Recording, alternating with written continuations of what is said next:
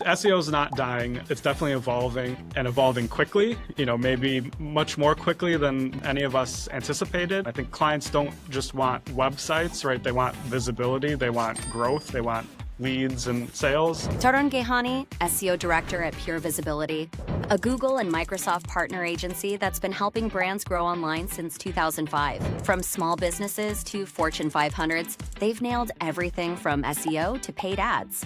In this episode, he's here to share real stories, hard lessons, and what's actually working in digital marketing. We have AI mode coming out now, ChatGPT and Perplexity and so on. So there's more opportunity. A brand needs to be found. When TikTok first started getting popular, younger generation, I think it's roughly 50% of people would go to TikTok to search for something versus going to google.com. How important do you think link building as an exercise still is for your overall SEO campaigns or SEO effort? Yeah, link building's still vital. From Google's perspective, it's still high up on the list. So for our young listeners today who are trying to either start out or maybe venture into entrepreneurship or trying to make a mark in the digital marketing SEO space, what advice would you want to give to them?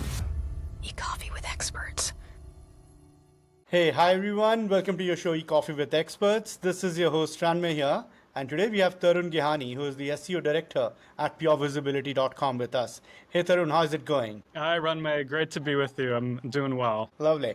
Tarun, before we move any forward, why don't you talk us through your journey a bit? Let's get to know more about you and also a bit about Pure Visibility, what you guys do as an agency, what do you specialize in, and we'll take it off from there. Okay, great. Yeah, thanks. As you mentioned, I'm the SEO Director at Pure Visibility, part of the leadership team here.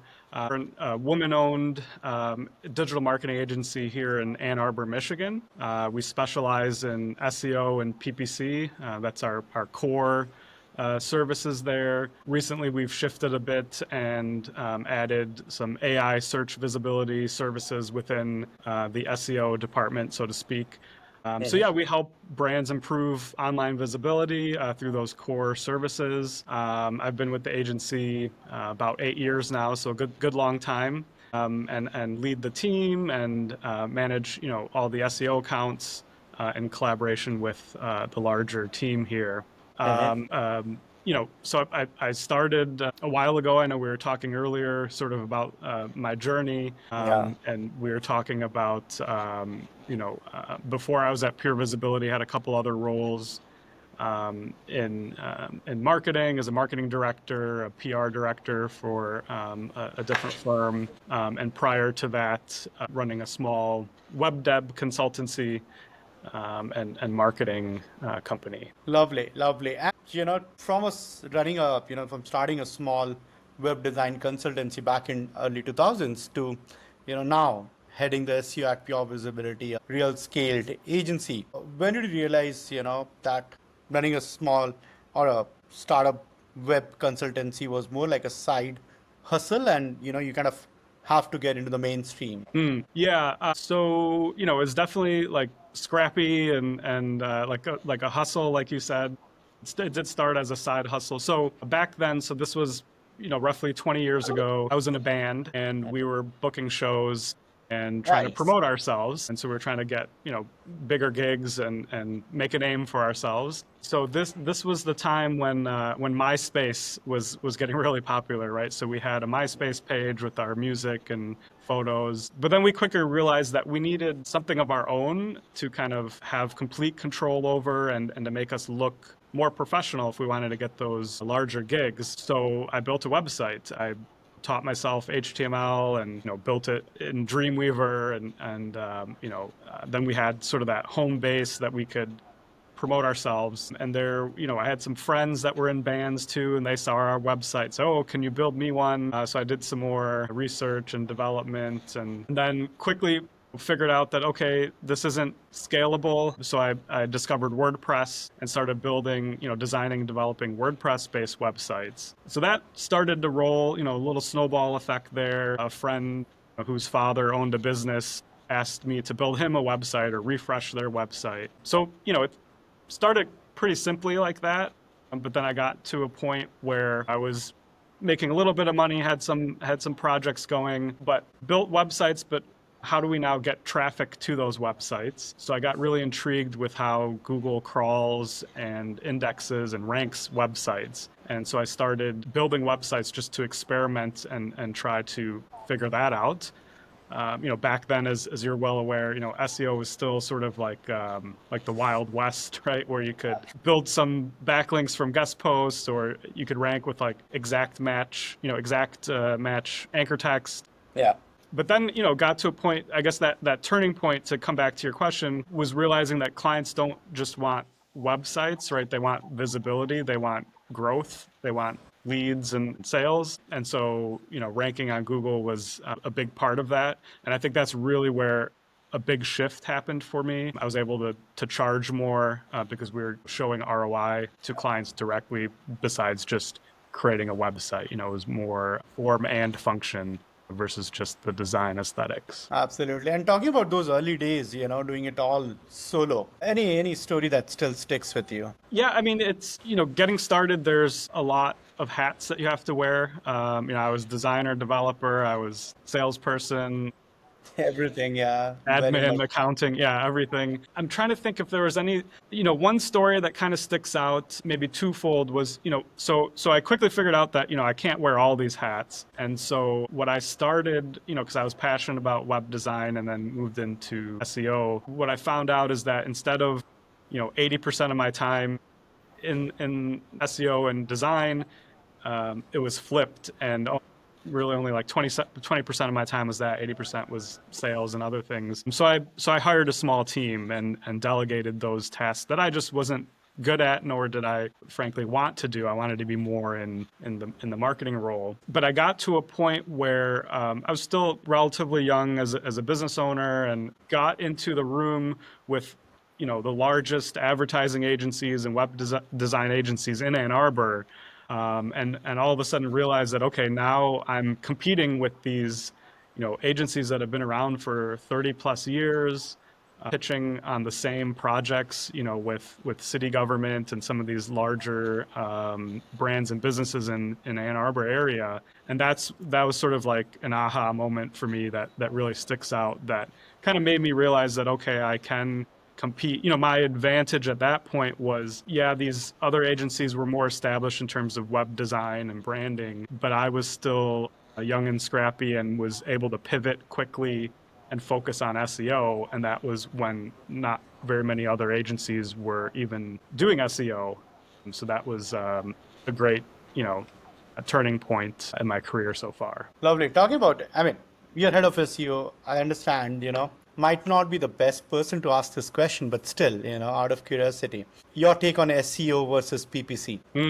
Yeah. Yeah, I mean, I am focusing on SEO, but there's a lot of overlap, and at Pure Visibility, as I mentioned, that's our core services, our two core services, SEO and PPC. We're actually one of the first Google partners and one of the first Google Premier partners.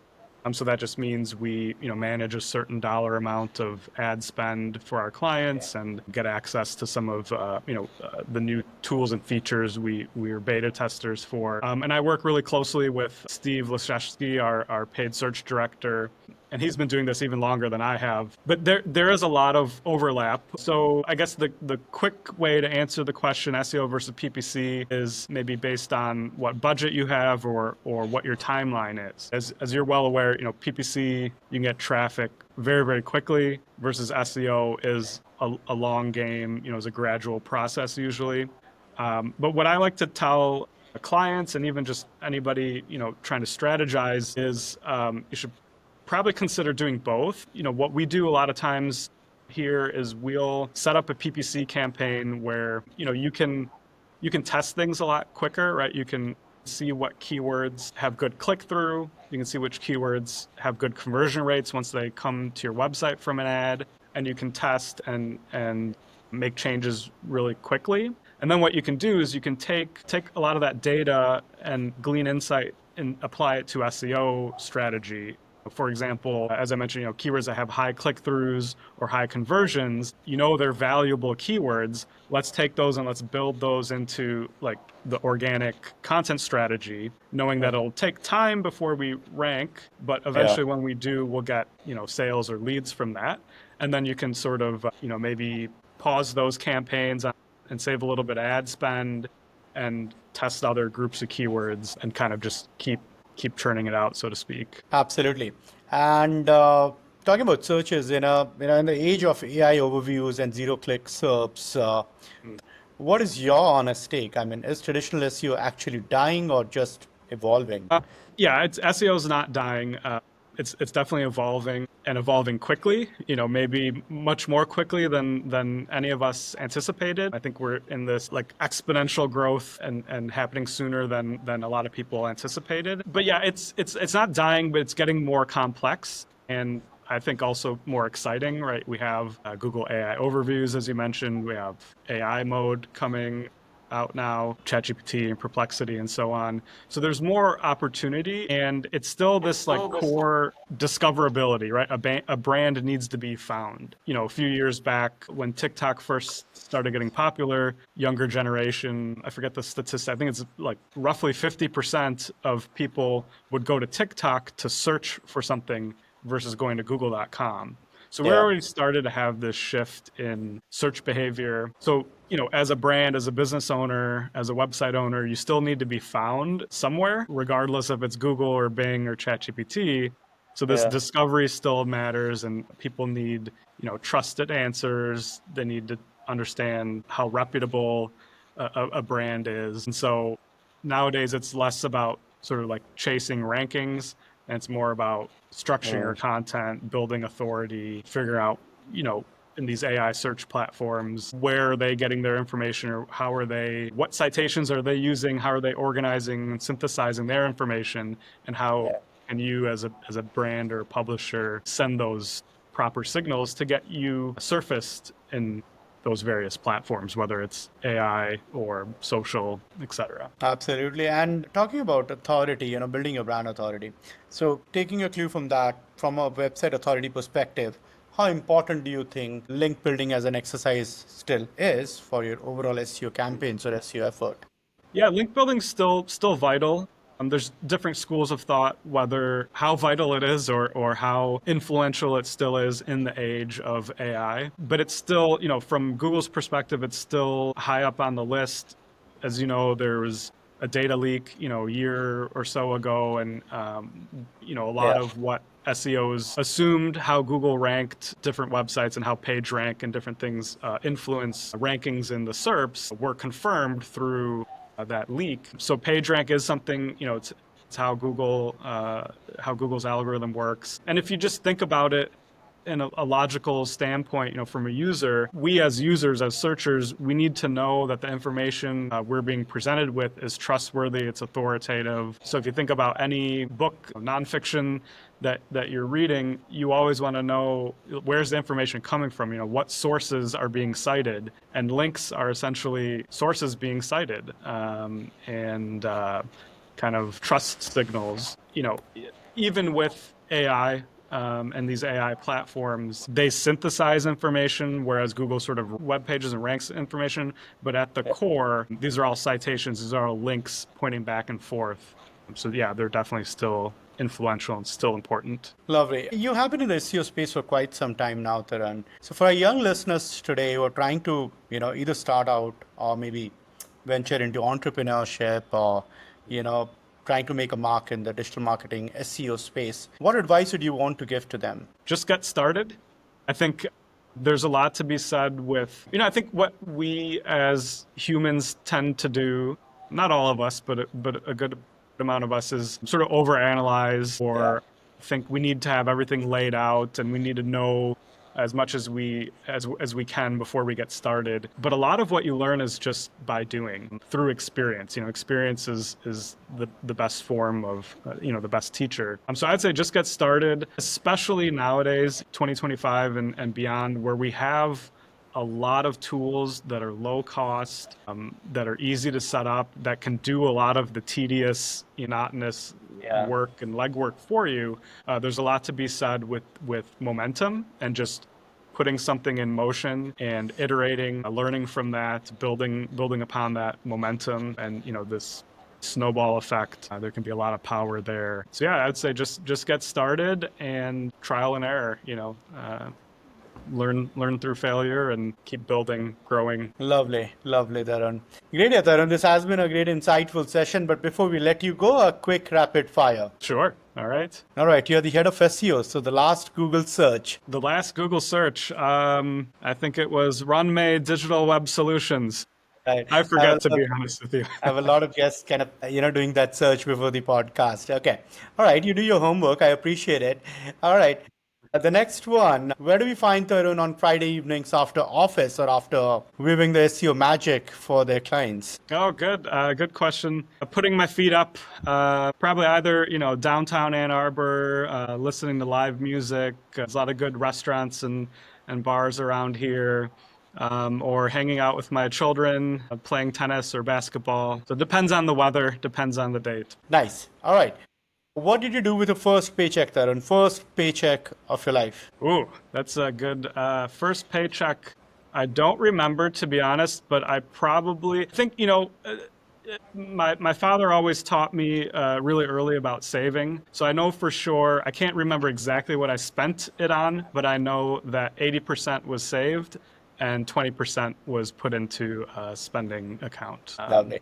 Perfect. The last one will not grill you any further. Anything that you can actually go back and change, that one thing in your journey so far, professional journey so far? Professional journey, yeah. I think it kind of is in line with what I said to answer your question about advice for people getting started. Is just to do it, right? Just to get started, and I think a lot of times when you're getting started or when you're new to an industry or a new project, we tend to have imposter syndrome, right? Where we're comparing ourselves at that stage to someone who's been in it for a decade plus. And, there are certain things in my professional career, if I would have just continued on the path that I was on without hesitation, I think I would have had a different set of skills in addition to what I have today. So I think in general, just keep things moving. Don't doubt yourself. And like I said earlier, there's a lot to be said with